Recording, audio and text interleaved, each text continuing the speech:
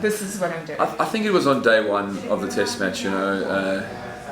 I was just out in the field and I knew that this is how I was feeling, you know. So I think, you know, I found myself waking up at night and this was on my mind. Waking up to go to the day's play, this was on my mind. And that certainly was a big change inside of me, you know. So day 3 was when I knew that I needed to commit to this decision. I think I also, you know, then got scared of, well, I didn't do it before the test.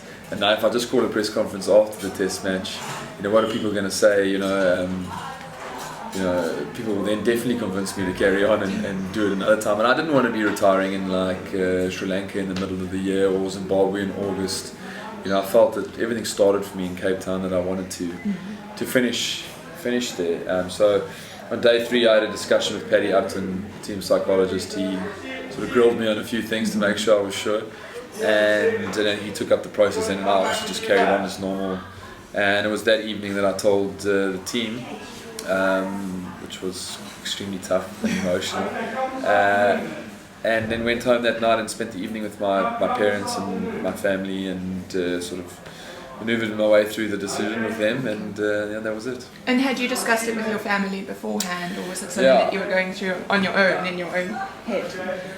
I had discussed it at various times, but I don't think anyone, I think my wife probably was the one that knew where I was, mostly. I think for my parents, you know, they kind of always, they were part of the, they would listen and go, no, there's no ways, you know, so they never really believed me. So I think for them it was obviously a big shock when I actually finally committed to the decision. But my wife was, I think, you know, she had been there, the dinners that we had had, and I was spoken to her about it and stuff like that. So I think she was much more prepared for the day than maybe my parents were or other people. But so it was quite an emotional night when I finally committed to the decision. I didn't get much sleep that night, and yeah, and the rest is history. And in the team, when you told them, what was the reaction? Was it surprise? Were people surprised, or did they kind of see it coming? No, I think everyone was very surprised. You know, the guys were saying to me they were trying to think of how to talk me out of it and stuff like that. But I mean, the time when I told them, I actually can't even remember. I mean, I was so emotional, which is, I really struggled to get my words out. I remember Alan Donald saying to me that he looked at around the team and there was this big state of shock, you know, but I was like, I said my piece and I just quickly had to get out and catch a bit of fresh air because I was a bit of a wreck. But yeah, I mean, I think that's the part that I'm going to miss the most is the players, you know. I've been there with these guys and seen them grow into what they are today, and lead them and always be around, made some great friendships. So that was always going to be the tough part. Mm-hmm. What are some of the closest relationships you've formed in the team throughout the years? I think there's been many. I mean, when you're around for 12 years and you go through a few generations, I'd say Jacques and Mark, you know, are two guys that I played with for a very long time. I mean, someone was saying that I played almost 105 tests with Jacques. It's a long haul, and you know, so I think we certainly have a good relationship. I think that I've always prided myself on connecting with everyone in the environment. You know, I think probably someone that I grew really close to in the end was AB. You know, but I found myself being able to connect with guys across the board. You know, from Robin Peterson to Lobsy to Mackay over the years. So I think that was my ability, that I was just able to interact with and become close with everybody.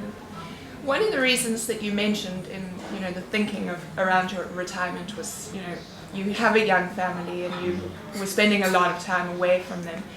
Just talk to me about being away from them and being a father and how that has changed your outlook in general, being a husband. Yeah, I think it probably changes you without you even knowing. I think I can't specifically name probably one or two things that have happened.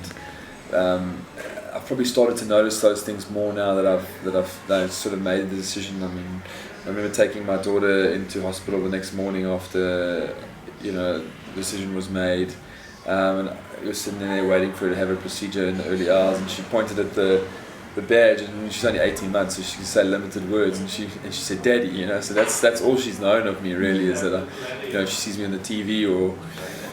So I think that was like kind of a moment for me where I realised I'm pretty happy with the decision that I've made, that I'll have more time to see them grow. I think, and also that I'll be mentally more there. You know, I think when you, as a captain, you know, you find yourself even when you're at home, you still, you know, your brain's a lot of the times elsewhere. So,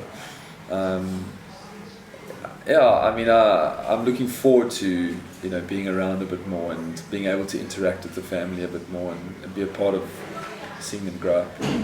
And how is your daughter doing now? She's doing a lot better. We've still got 1 or 2 procedures to go, but you know, we've been very lucky that things are improving, and there's positive signs. So yeah, Was it a water burn? Yeah, it was a water burn, and but yeah, it's. I think it's been quite scary, you know, the process of, you know, your young little daughter, you know, certainly, you know, seeing her and the way that she's, you know, fronted up and dealt with things, and, you know, I think sometimes it's more scary for you as a parent, and you know, it's been tough, but we're making it through. Micaiah and Tini actually said the same thing happened to his son when he was a baby. Yeah. And he said the worst part was like hearing your child cry and knowing that, you know, there's nothing you can do.